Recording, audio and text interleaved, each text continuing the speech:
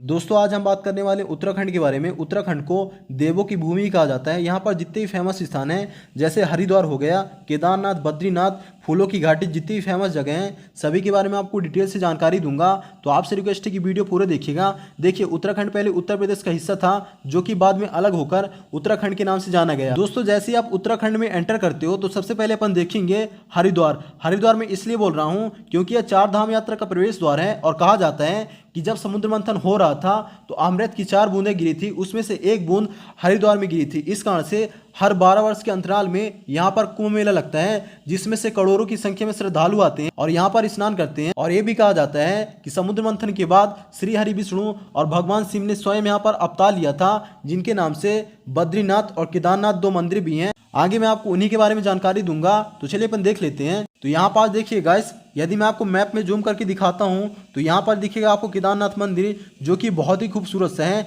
लगभग 400 वर्षों तक यह बर्फ के अंदर ढके रहे थे। इसके बाद जैसे ही बर्फ हटी तो लोगों को इसके बारे में पता चला और कहा जाता है इसकी स्थापना पांडवों ने और कुछ लोग कहते हैं शंकराचार्य ने भी करवाया था। और यह भी कहा जाता है नर और नारायण नाम के 2 मुनि थे जो कि यहाँ पर तपस्या करते थे।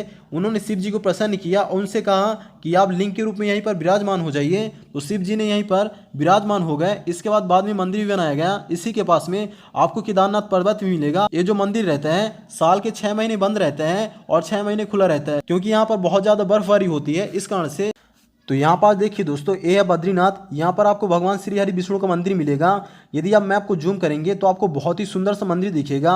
यहीं पर आपको नीलकंठ पर्वत और यहीं पर आपको फूलों की घाटी भी दिख जाएगी जो कि पास में ही है। देखिए, कहा जाता है कि श्री हरि विष्णु को एक बार तप करने की इच्छा हुई थी और तप करने के लिए हिमालय की ओर चढ़ पड़े और चलते चलते वे केदारखंड जा पहुँचे जहाँ पर भगवान शिव का स्थान था। और यहाँ पर पहले भगवान शिव रहते थे जो कि बाद में उन्होंने अपना स्थान शिफ्ट करके वे केदारनाथ चले गए। तो देखिए, इसके बाद अपन आगे की स्टोरी देखते हैं। यहीं पर श्री हरि विष्णु तप करने लगे और तप करते करते उनके ऊपर यदि आप देखेंगे तो पूरी तरीके से वो बर्फ में ढक चुके थे। तो उनकी यह दशा देखकर लक्ष्मी जी को थोड़ा सा दुख हुआ। ठीक है, उनकी यह दशा देखी नहीं गई और वे उनके बगल से एक बद्री नामक वृक्ष बनकर उनके सर के ऊपर छांव देने लगी। तो जितना भी हिमपात होता था, बर्फ गिरती थी, तो जितनी बर्फ गिरती थी उन्होंने अपने ऊपर ले लिया।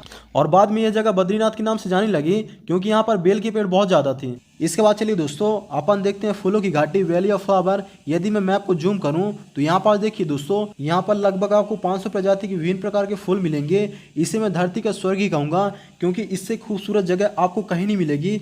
बहुत ही खूबसूरत सी जगह है। यह उत्तराखंड के चमोली जिले में है। यहाँ पर आपको नंदा देवी नेशनल पार्क मिलेगा, उसी के नज़दीक स्थित है वैली ऑफ फ्लावर। देखिए, रामायण काल में कहा जाता है जब लक्ष्मण जी मूर्छित हुए थे तो हनुमान जी यहीं से संजीवनी बूटी लेकर गए थे, जिसके बाद लक्ष्मण जी को ठीक किया गया था।